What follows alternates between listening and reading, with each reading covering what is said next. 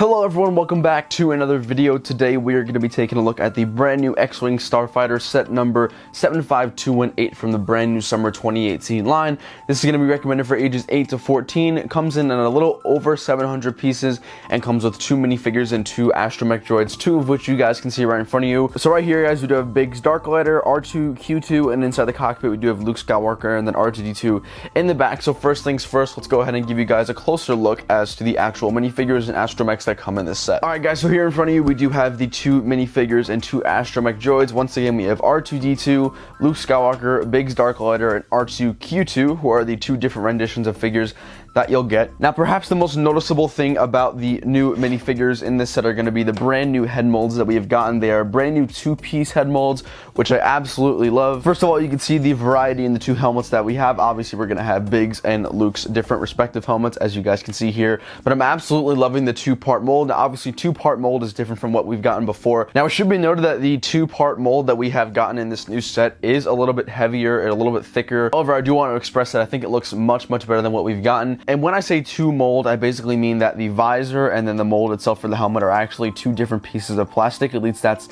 my current understanding of it. If I am wrong, please correct me down in the comments below. But I'm loving how this brand new helmet looks. Like I said before, you guys can see it does look a little bit heavier and a little bit wider in the back. So kind of take that as you may, but overall, I'm really loving the new helmet mold. And then as for the minifigure heads, guys, we're going to have 2 different types of heads for Luke Skywalker. One on the front, which is a little bit more of a neutral face, and then the one on the back, which is a little bit more of a smiley face, if you will. And the same can be said for Biggs Darklighter. He does have a little bit of a smile, a little bit of a grin on the back, but in the front, the one I have displayed to you guys is a little bit more of just a general happy face. You guys can also see the immaculate detail on the printing of the minifigures themselves. Obviously, we have that very stereotypical, iconic Rebellion pilot outfit, and on the back, we just have a pretty plain mold here. Alright guys, moving on to the X-Wing itself, I think that LEGO did a phenomenal job incorporating new techniques, new stickers, and a few different types of new styles to really recreate that iconic X-Wing. So I guess we'll start with the cockpit to show you guys how a minifigure fits in there. Obviously, it's a very simple task of opening up the cockpit, placing your minifigure in there as well,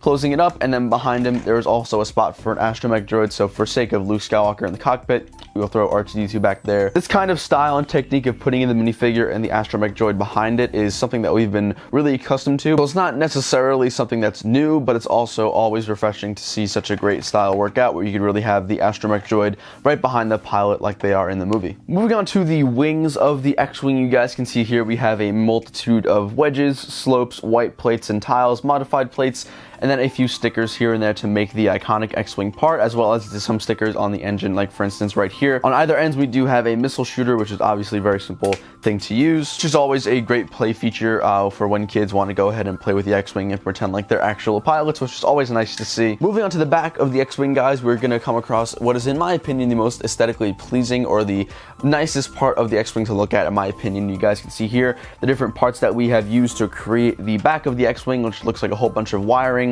and stuff like that, which looks awesome. Then we also do have a good amount of parts making up the engines themselves, being that the exhaust from the purple light up bricks, the purple trans clear cones that you guys can see here. So I think the back of the X-Wing looks phenomenal. I think it looks amazing and very accurate to what it does in the movie, which is always a great thing. And then on the other side of the X-Wing, we do have once again a multitude of slopes, wedges, some plates, tiles, some stickers, and once again we do have 2 of the missile firing mechanisms on the side for when kids or even myself want to swoop this around and just play with it and fly with it. And just offering you guys a little bit of a closer look of the X-Wing here, you guys can see pretty much there are no studs on the sides and very little studs on top, which I'm a huge fan of. We have a mix of tiles on the sides and on the top, as well as just an overall snot technique. And you guys can see here on the front we do have 2 2x4 tiles with some stickers on them, again adding a little bit of a different mix up and a different color tone to really improve the X-Wing in my opinion. And then guys, moving on to my favorite part of the X-Wing is going to be its playability and its ability to switch between the S-foil position and the attack position.